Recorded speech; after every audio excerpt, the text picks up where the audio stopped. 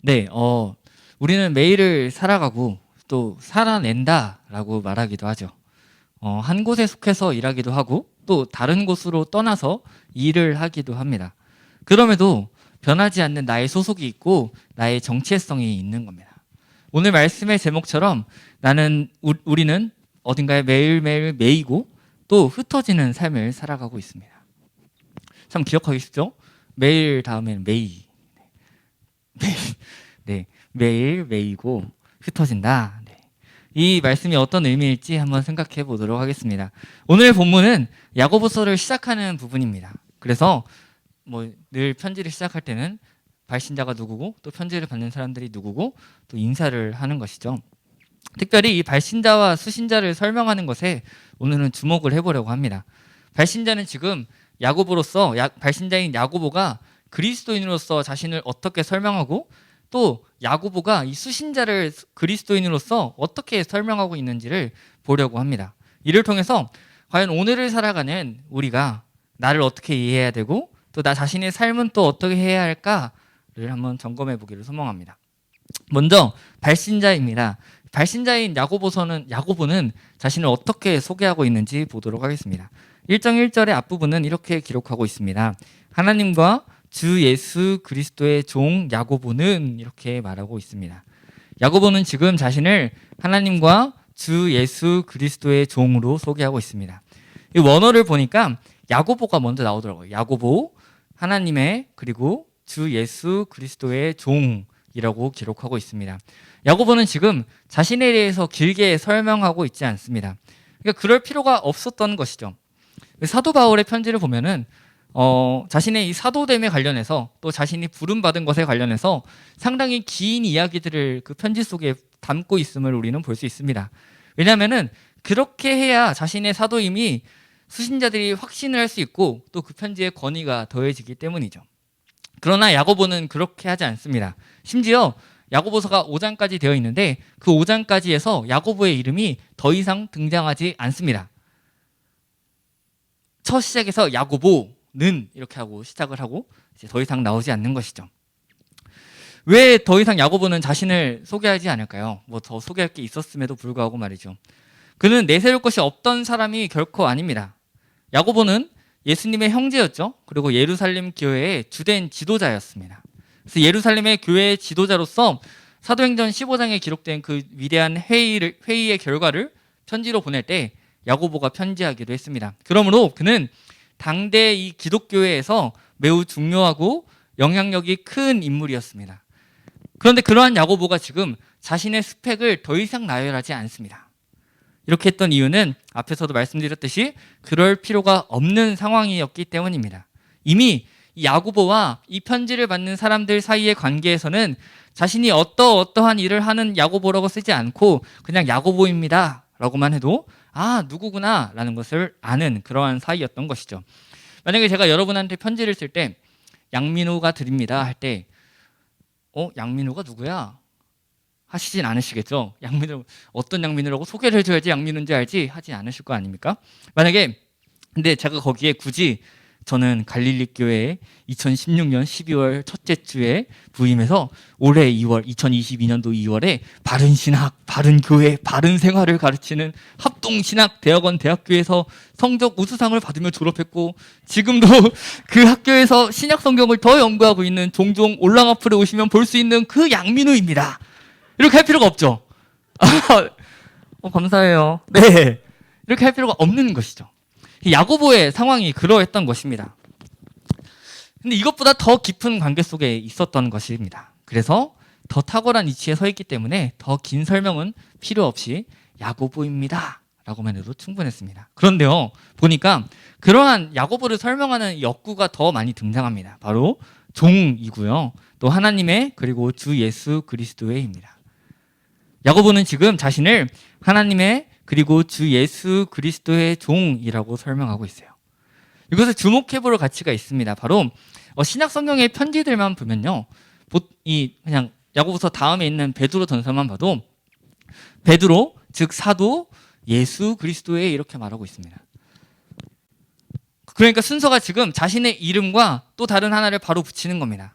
이를 통해서 근데 야고보는 자신의 이름 야고보와 종을 멀리 떨어뜨려 놓고 그 가운데에 하나님과 주 예수 그리스도의 라는 말을 넣고 있어요.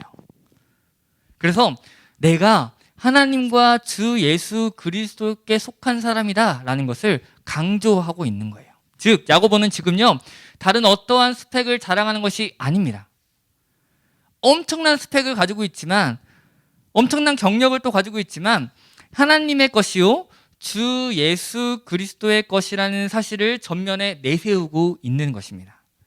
야고보가 아무리 탁월한 교회 지도자였다고 할지라도, 또 자신이 예수님의 형제라였다고 할지라도 하나님과 주 예수 그리스도와의 관계를 벗어나고는 아무런 의미가 없다라는 것을, 이러한 의식을 지금 단어 배치에서 보여주고 있는 거예요. 즉 야고보는 지금 하나님에 의해서만 자신을 설명할 수 있는 존재였습니다.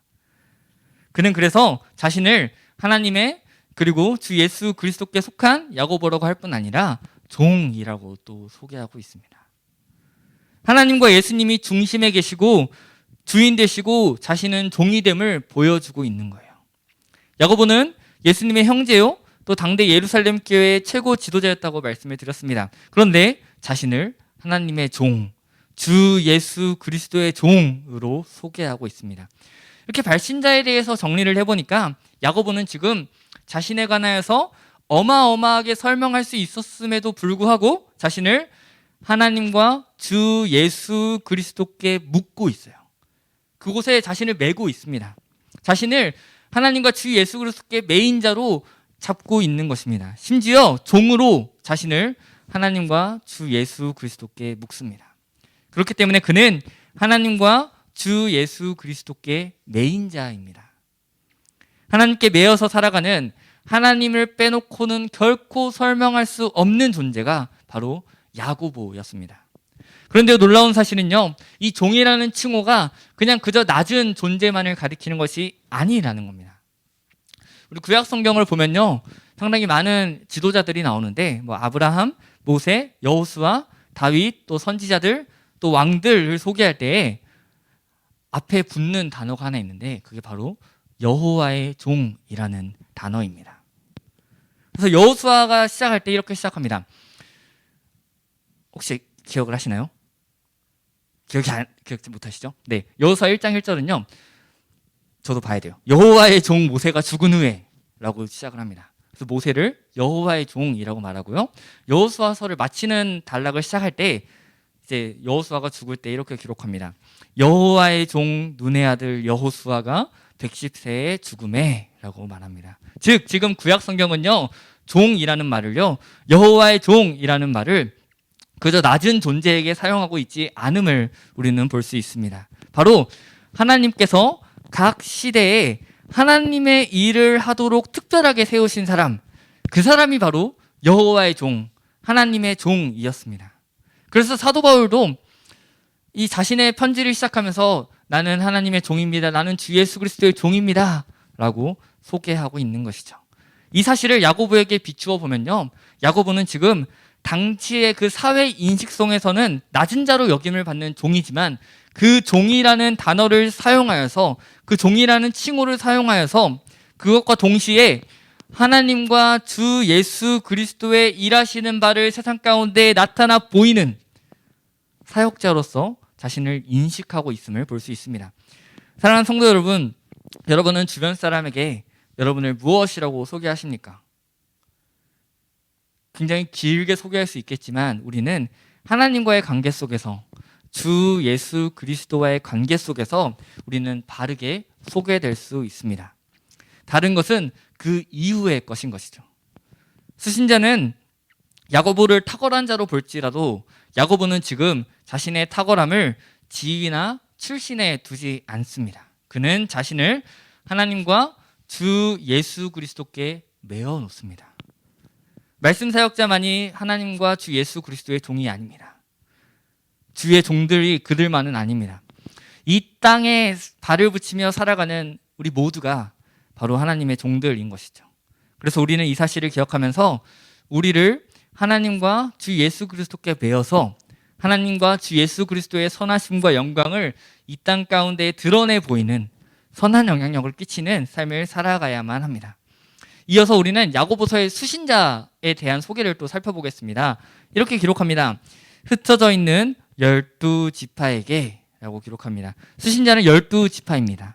보통 성경에서 12지파라고 하면 구약의 이스라엘을 칭하는 용어죠. 그런데요, 예수님 이후로 이 12지파는 모든 그리스도인을 나타내고 있습니다. 구원받은 모든 하나님의 백성을 12지파로 칭하기도 합니다. 그래서 14만 4천도 이 하나님으로부터 인침을 받은 이스라엘 각 지파, 즉 이 땅에 사는 모든 구원받은 하나님의 백성들을 가리키고 있는 것이죠. 따라서 이 편지는, 이 야고보서는 이 땅에 살아가는 모든 그리스도인을 향한 편지라고 할 수 있습니다. 그리고 이 편지는 오늘을 살아가는 저와 여러분을 향한 편지입니다. 그래서 이 야고보서를 볼 때 딱 어떤 시험과 어떤 문제를 말하지 않고 2절을 보니까 이렇게 말하고 있습니다. 여러 가지 시험을 당하거든 이라고 말하고 있는 거예요. 너희가 여러분이 지금 어떠한 시험을 당할 때, 질병의 시험을 당할 때 이렇게 딱 집어서 말하지 않고 여러 가지 시험을 당하거든 이렇게 말하고 있는 것이죠. 우리의 삶에서는 다양한 시험의 종류가 있고 다양한 강도의 시험들이 있습니다. 그렇기 때문에 이 땅에 모든 신자가 당하는 시험은 여러 가지이고 또 여러 색깔로 나타나는 시험입니다. 또한 야고보는 이 12지파 모든 그리스도인을 이렇게 설명합니다. 흩어져 있는, 이렇게 설명하고 있습니다. 흔히 우리가 들어봤을 디아스포라라는 말이 이 흩어져 있는 이라는 말입니다. 신자의 정체성은 모이고 또 모이고 또 모이고 계속 모여만 있는 것이 아니라 흩어짐에 우리의 정체성이 있다는 것을 우리는 기억해야 됩니다.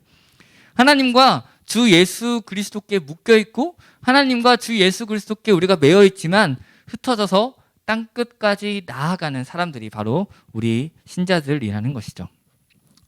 사도행전 1장 8절을 보니까요, 예수님께서 승천하시기 전에 이렇게 말씀하십니다. 오직 성령이 너희에게 임하시면 너희가 권능을 받고 예루살렘과 온 유대와 사마리아와 땅 끝까지 이르러 내 증인이 되리라. 아멘. 신자는요, 땅 끝까지 나아가야 하는 사람들이고요. 그래서 사도행전 8장에서는 예루살렘에 있는 교회에 큰 박해가 있었을 때 그들이 결국 흩어졌다라고 설명하고 있습니다. 이처럼 모든 그리스도인은 흩어진 사람들입니다. 사도 베드로도 수신자들을 향해서 흩어진 나그네라고 말하고 있죠. 어느 한 곳에 매인 사람이 아니라, 한 장소에 매인 사람이 아니라 천국을 향하여 가는 나그네인데 땅끝까지 각자 그 부르신 그 자리로 가는 사람들이 바로 신자들입니다. 그런데 이제 뭔가 이상함을 하나 발견할 수 있습니다.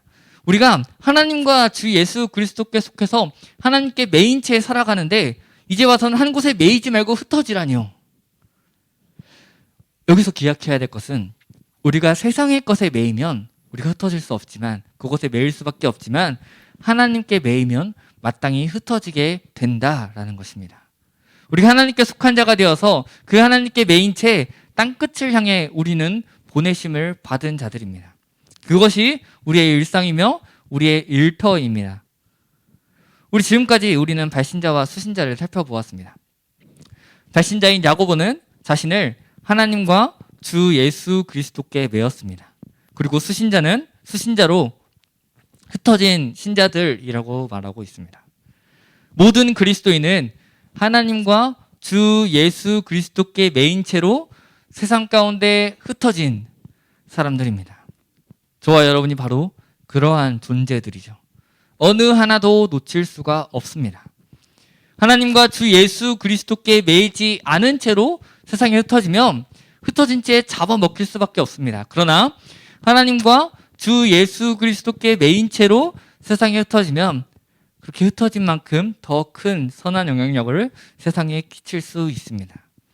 로마서 14장 8절은 이렇게 기록합니다.